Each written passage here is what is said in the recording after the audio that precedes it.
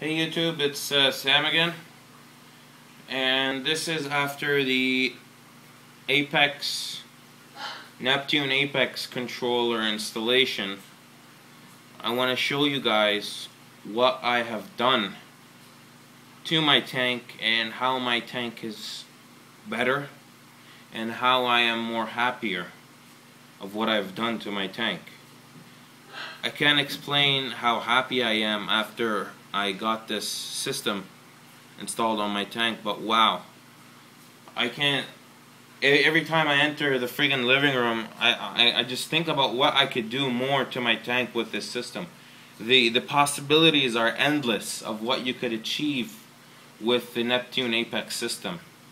I've seen a lot of YouTube videos about the Apex, but it can't describe how good it is until you get it. I am serious. This is $500 that I have well spent on my aquarium. This is the best $500 I've ever spent in my life on anything. Basically, has brought me so much joy. Controlling it, you could control from top to bottom. You could program it any way you want. Anything you want, you could program it to whatever level. Basically, let me give you an example. I'm going to be traveling and my wife is going to be doing my filter changes. So in order to do a filter change, you have to turn off your pump. And when you turn off your pump, your tank rises. The sump level rises. When that rises, you have to turn off, obviously, the skimmer, because the skimmer is going to overflow and flood the place. So I programmed it with one button push on my Apex system. Let me show you which button that is.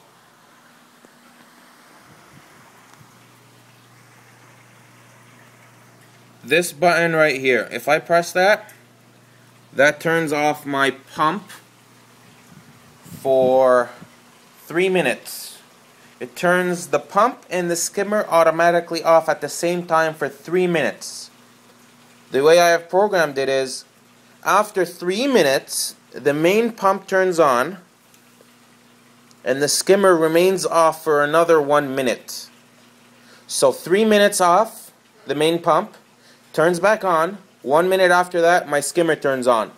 That'll give me enough time to change my filter pad right over there. That's my filter pad. And I do need to change it today.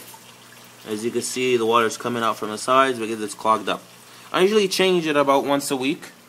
It also depends on the filter pads that I get, how dense they are. It all depends. Every week the manufacturer is, I buy from different places. Whatever's cheaper on the pocket. So that's basically the first setup that I got it done. Another setup that I have is, you guys are gonna freak out about it, and you guys will obviously want this system just because of what I did. Anybody would want this system just because of one reason. That reason is, look at my pump.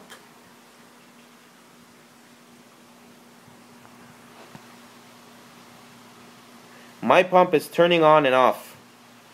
I have created a wave maker. This is a Corellia 7, I believe. That pumps a lot of water. This Corellia 7 turns on for 2 seconds, turns off for 1 second. So it's doing an on, off in my tank. And I gotta show you what my corals are doing when that does it. Look at my hammer coral.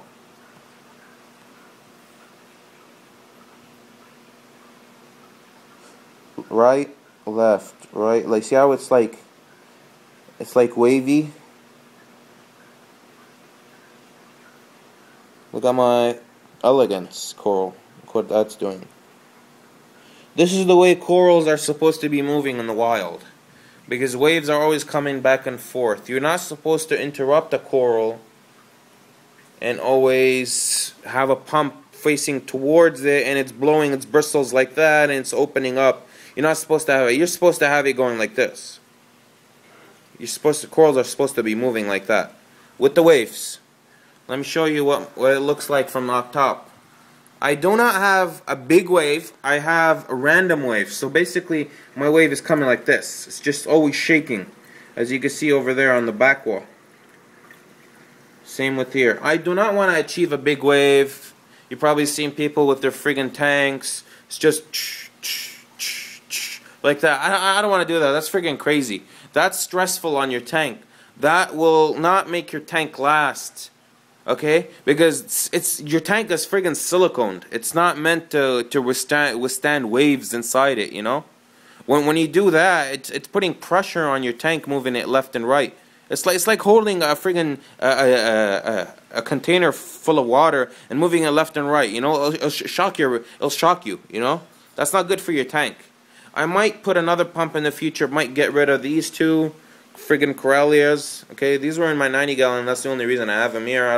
I'm cheaping out. And these two guys, I might get rid of them and only keep one right there and another one right here, another big guy. And I want them to pulse water. So this one would be running on and that would be off. So basically do opposite. This would do 2 seconds on, that would do 2 seconds off. You understand what I mean? That's till I get another one. They're friggin' like $200 for that pump right there. It's cheaper than a Vortec pump, and it's better than a Vortec pump because I could program this to whatever program I want from my phone, and I could make it do several programs through the day. You understand what I mean? Now, let's go to another feature where the Neptune does.